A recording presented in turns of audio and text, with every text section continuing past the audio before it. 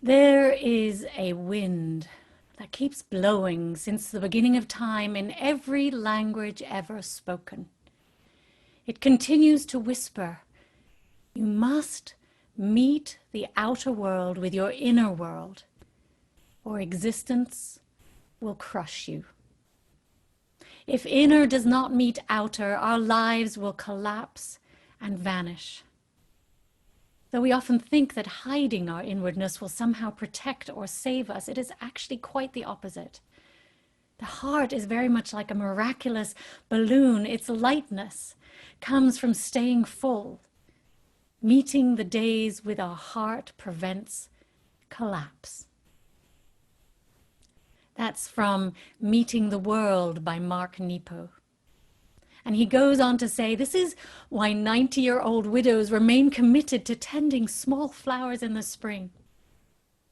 Why 10-year-olds with very little to eat care for stray kittens, holding them to their skinny chests. Why painters going blind paint more. Why composers going deaf write great symphonies. This is why when we think we can't possibly try again, we let out a sigh that goes back through the centuries. And then despite all our experience, we inhale and try again.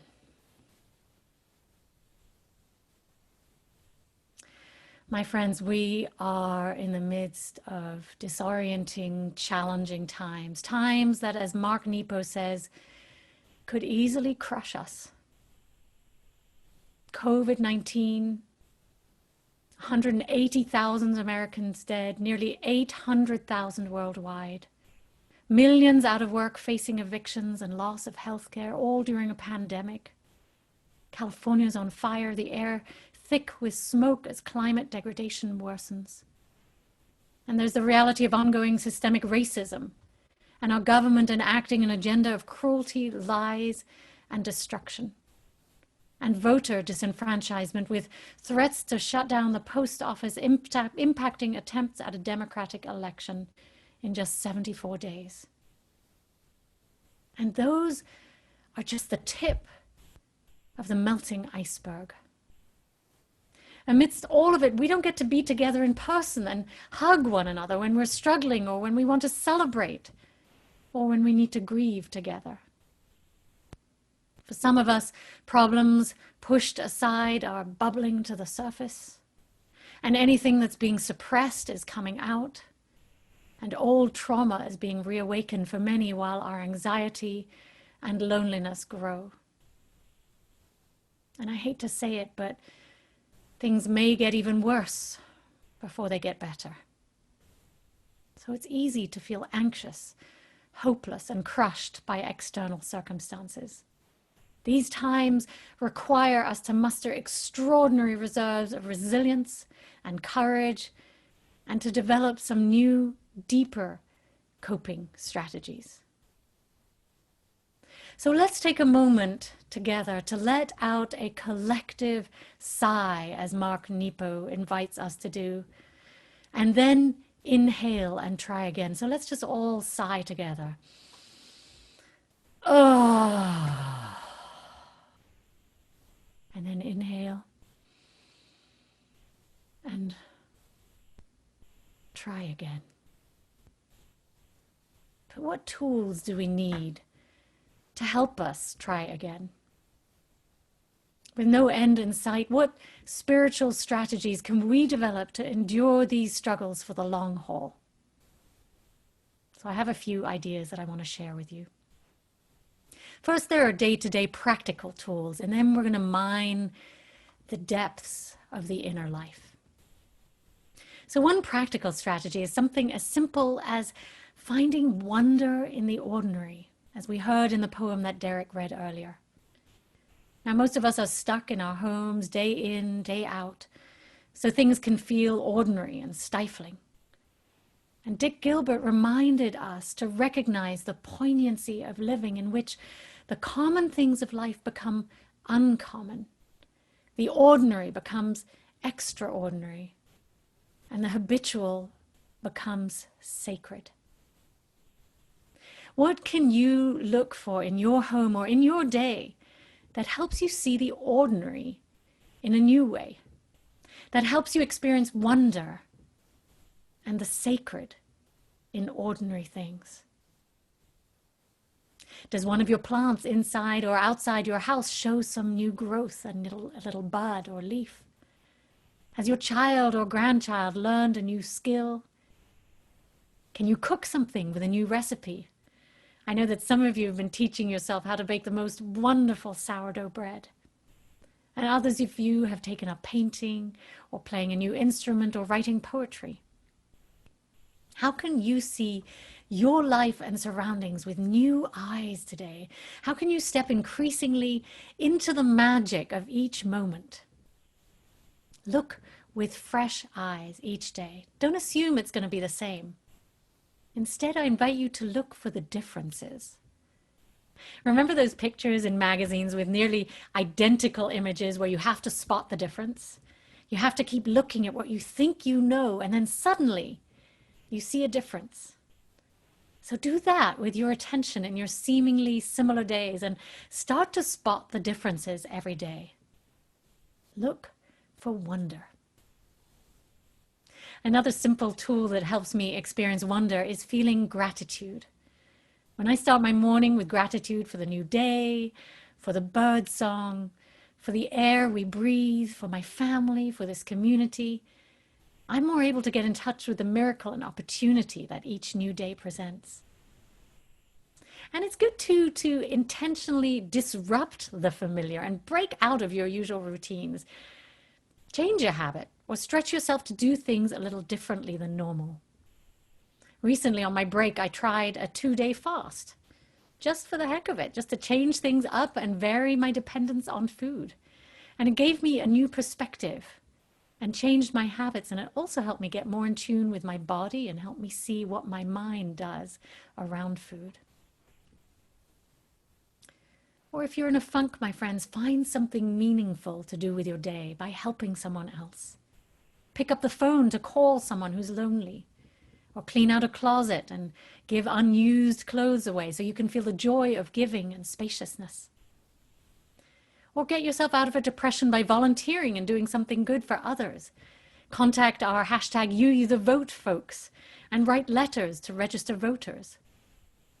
I know many of you have also been making masks or helping with donations to Adelante Comunidad. Doing something meaningful, something kind for another with your day can transform how you feel. The poet and essayist Mary Jean Irion has a blessing that says, "Normal day, let me be aware of the treasure you are. Let me learn from you, love you, bless you before you depart. Let me not pass you by in quest of some rare and perfect tomorrow. Let me hold you while I may, for it may not always be so. One day I shall dig my nails into the earth, or bury my face in the pillow, or stretch myself taut, or raise my hands to the sky, and want more than all the world your return." And I'm especially reminded of that with the sudden death of my friend. So find wonder. Disrupt the ordinary. Do something for someone else and be grateful for every day. These are 4 simple strategies that you can engage right away. But when times get really tough, as they may well become over the next few months, and as they are for some of you, I know, some of these tools may not be enough to allay our grief, our anger, or our fear. So in such times, we need to drop our anchors deep into whatever grounds us most. And as Mark Nepo reminded us, we need to take care of our inner life.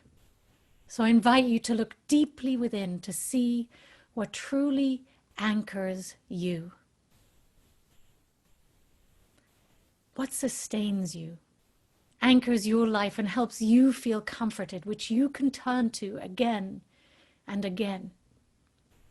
A friend told me recently that when boats on the ocean drop two anchors rather than just one. It's likely that a storm is coming. And they want to be doubly sure that they are able to survive the choppy waters, the wild seas, the raging wind and rain. They want to be prepared for all difficulties.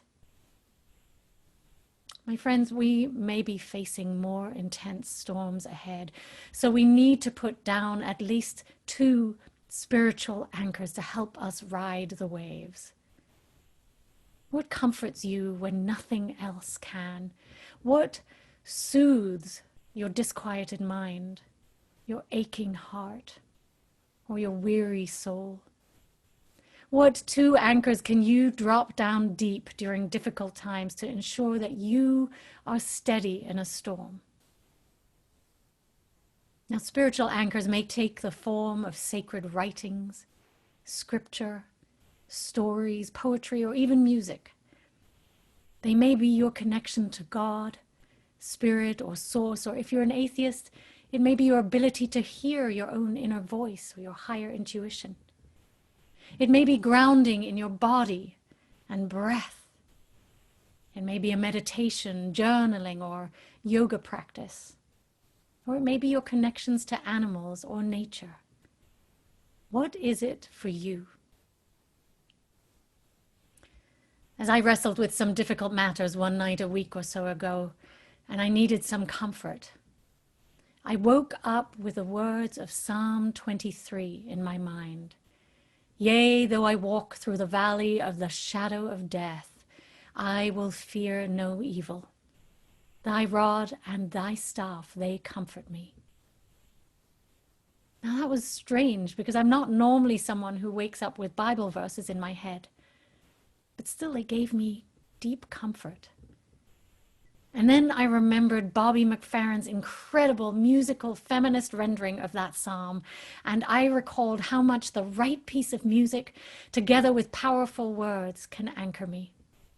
So as we celebrate the 100th anniversary of white women getting the vote this week, this video reminds me of the 100 years of struggle that women had to endure to get the vote. And of course, tragically, it took until the 1960s for most women of color to be given the vote. They had to persevere even longer. So I thought of these women's resilience and determination across many generations, the kind of perseverance that we may need to draw on for the long haul in our current struggles for racial, climate, and economic justice. So I wanted to share this beautiful anchoring homage to Psalm 23, celebrating strong, enduring, courageous women. Bobby McFerrin created this to honor his mother.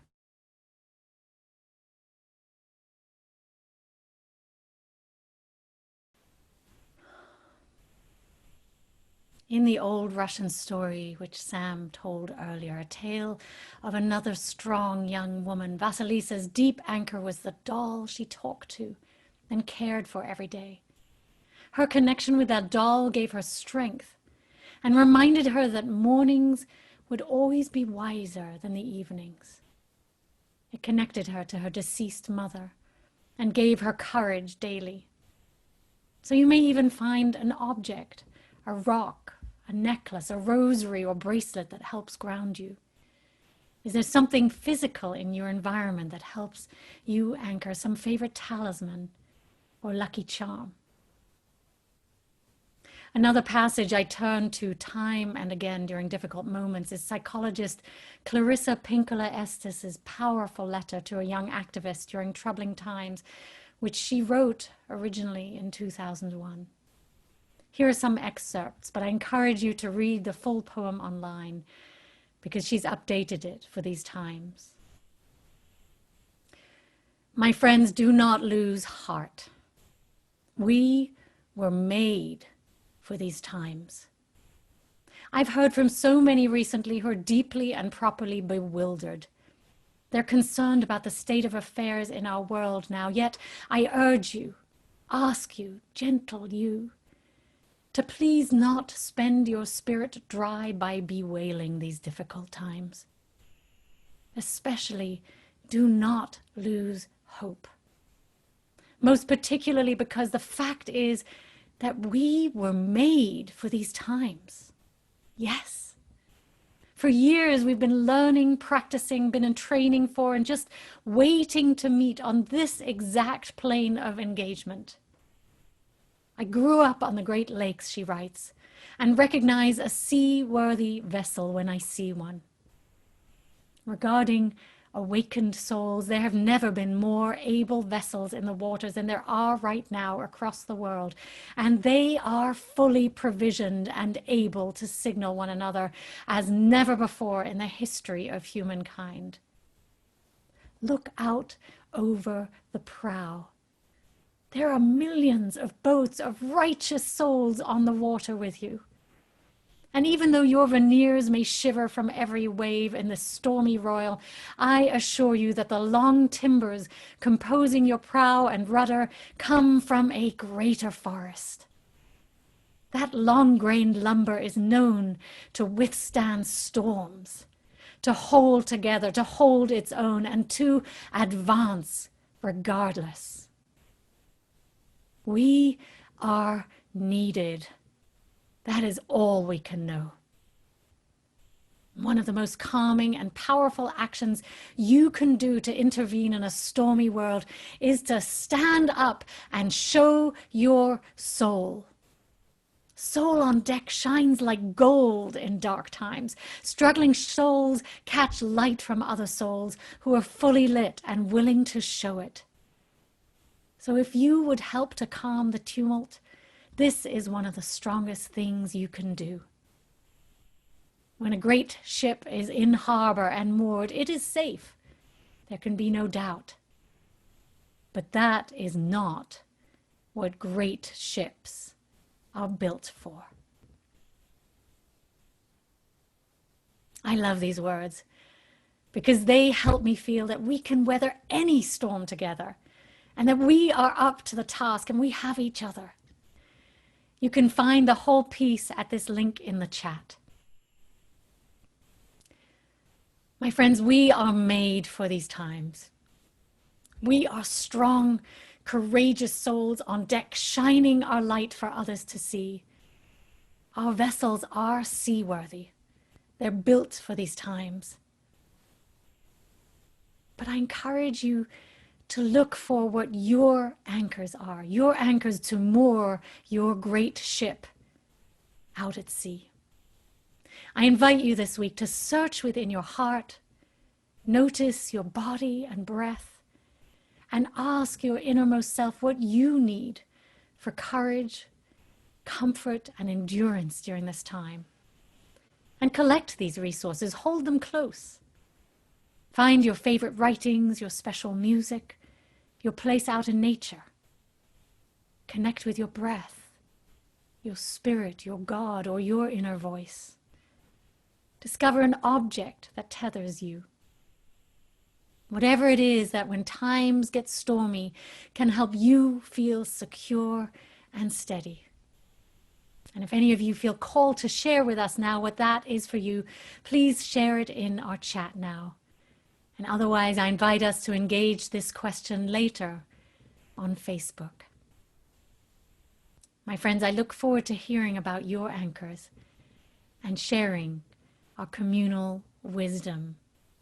We are so much more together, and we can hold each other through these storms. Blessed be.